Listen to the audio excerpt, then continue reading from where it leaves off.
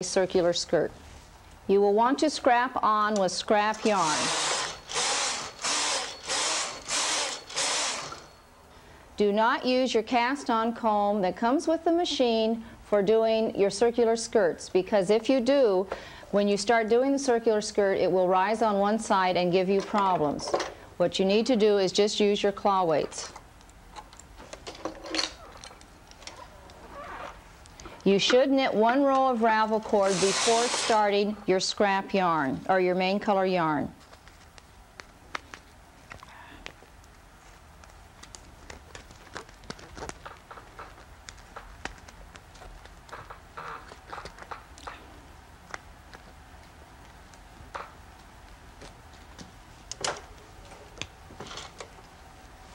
So with ravel cord threaded into your carriage, knit one row across.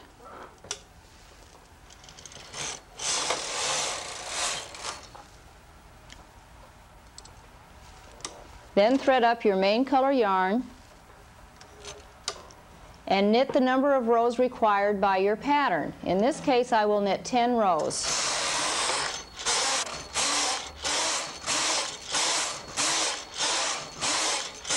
Now we will start short rowing the circular part of our skirt. We will place our holding button on. Opposite the carriage, we will place the number of stitches required by our pattern into hold position.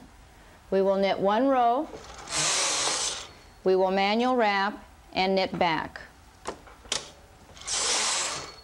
We will place the next group of stitches into holding position. We will knit one row, manual wrap and knit back. We will place the next group of stitches into hold, knit one row, manual wrap, and knit back. We will continue in this manner across all of our stitches, following the pattern that we have.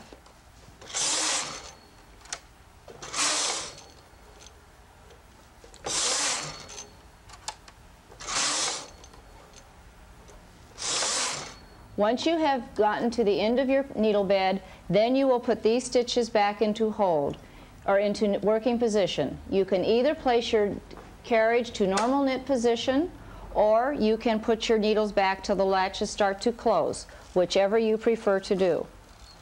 I will leave my holding button on, as this keeps me from having to return it, putting it on and off. At this point, I will knit the number of rows of straight knitting my pattern calls for. The first section I did 10. This generally will be the double that, which will be 20.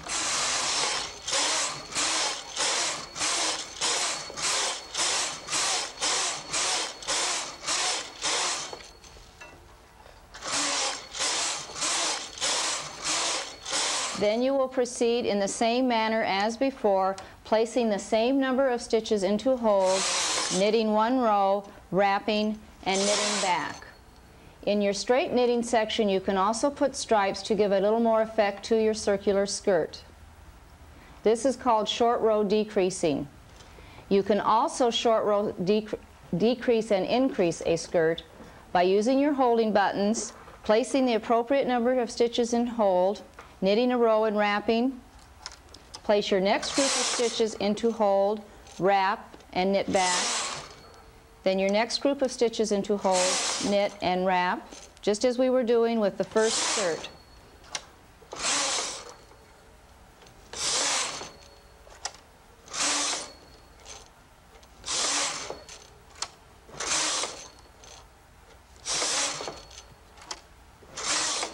Now when we get down to our last section, instead of putting them all back to work at one point, we will put them back in the groups that we brought them into hold with.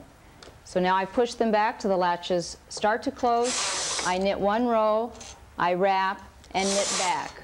This gives you a slightly different flare to your skirt, and some patterns will call for you to do it this way.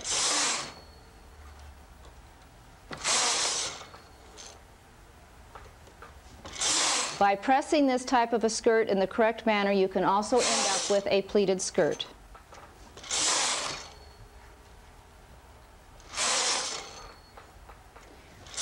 When you get down to your last section, you will generally have a certain amount of rows that you knit plain before going into your next section of short row increasing and decreasing. When you have finished your circular skirt, you will break your yarn and remove unravel cord and scrap. We are now going to show you how to make a four-gourd skirt. I will start with scrap yarn.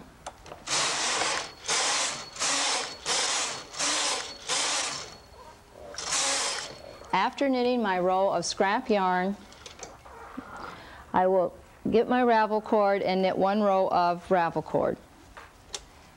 This will allow me to have a crocheted edge around the bottom of my skirt. I will then change to my main color yarn and knit the appropriate number of rows till my first decrease. You may use any tools you want for decreasing a four-gourd skirt. In this case, I will use my 3-eye transfer tool. You will move over one needle and decrease your stitch on each side of the machine. You will knit the next number of rows required in your pattern.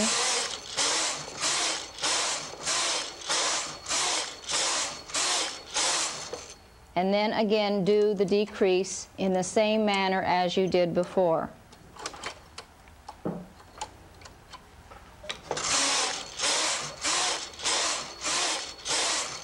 You will continue in this manner up your skirt, decreasing as the pattern calls for. You will knit the number of rows required and follow with your decreases up until you get to the section where it calls for darts.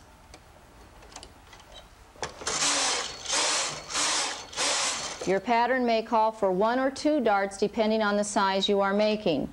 I will show you how to make one. You will take a stitch on either side of your dart stitch and transfer it to the same stitch. So I now have 3 stitches on the same needle. I will then take that stitch and move it towards the center of my panel. At that point, I will bring all my stitches to hold position. I will take my 3-eye transfer tool and I will place it on the needles that are right next to that. That way, when I use my garter bar and move my stitches in, I will not drop these stitches. A garter bar is an accessory that you can purchase for your machines and allows you to use or transfer more than one stitch at a time.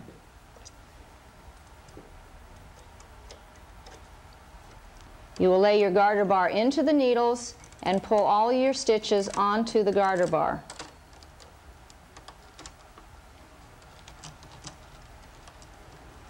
You will then take your garter bar back and move over to that empty needle that you created when you transferred your 3 stitches. You will then put your stitches back on the needles, remove your empty needle out of work, remove your 3-eye transfer tool, and continue on with your knitting. A dart is generally done every 10 rows. I will do one more time to show you how it is done. You will take the needle on either side of the dart stitch, which will move every 10 rows, over one stitch towards the center. I am placing that stitch on those 3 stitches on the same needle. I'm bringing my needles forward.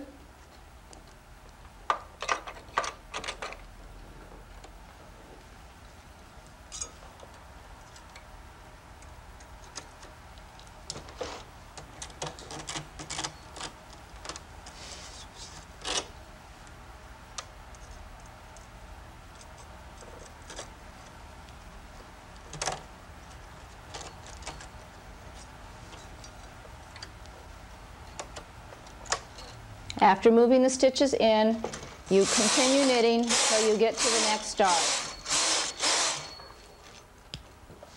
We will now place a waistband on the top of this skirt.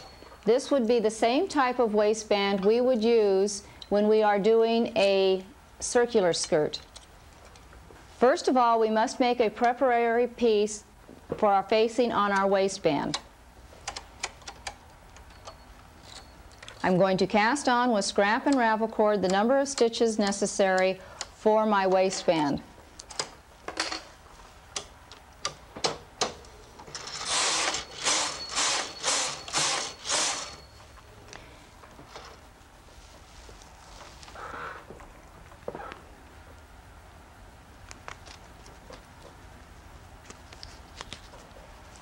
I will knit one row of ravel cord over my scrap stitches.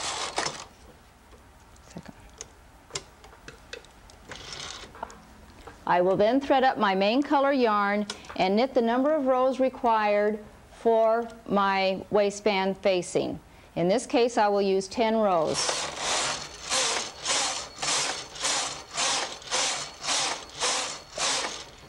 I will then remove these stitches on the garter bar.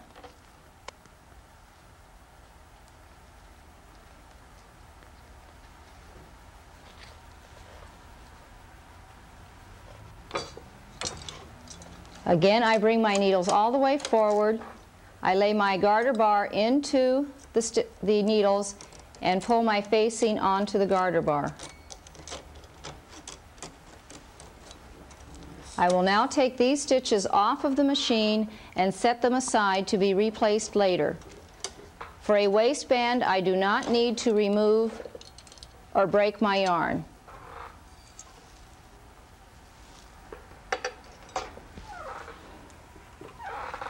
I will now go back and hang the stitches I need for my waistband.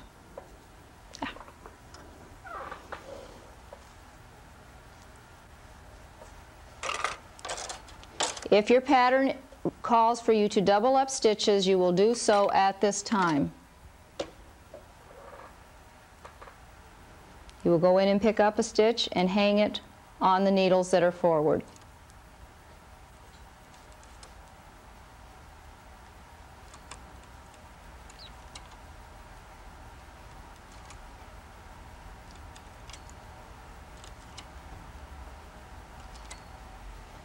Once we have finished hanging our waistband, we will replace the stitches from our garter bar. We will bring our needles forward to holding position. We will take our garter bar, replace these stitches in the same way that they came off of the machine. In other words, the purl side will be facing me. We then rethread our machine, and we knit the same number of rows as what we had in the first part of our waistband.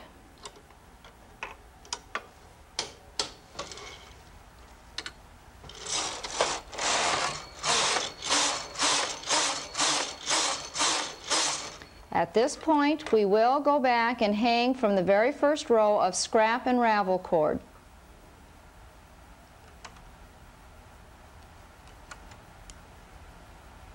Once you get a little more comfortable with your tools, quite often if you're working with a hard twist yarn, you can pick up 2 or 3 stitches at a time.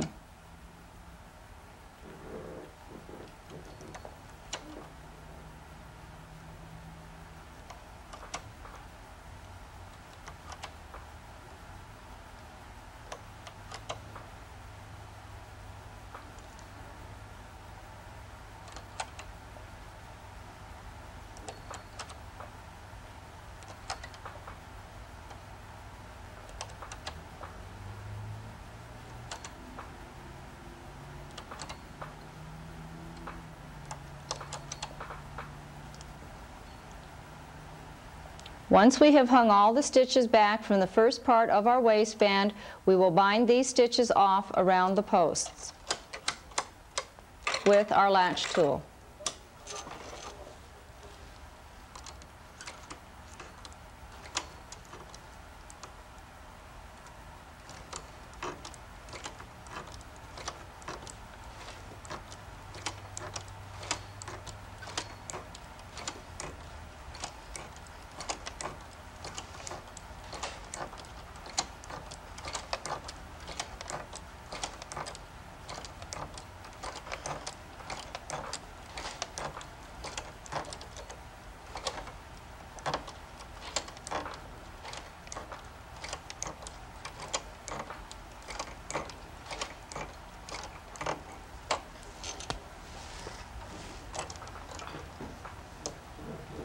Now when we pull our ravel cord, we will have a finished waistband.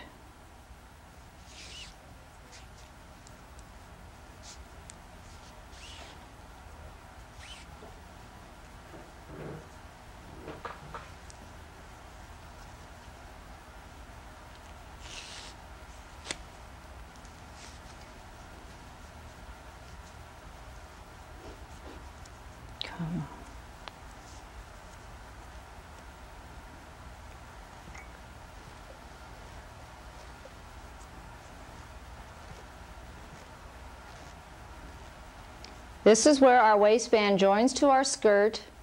This is your top edge, and this is the facing on the back. It gives you a very nice finished look to the waistband.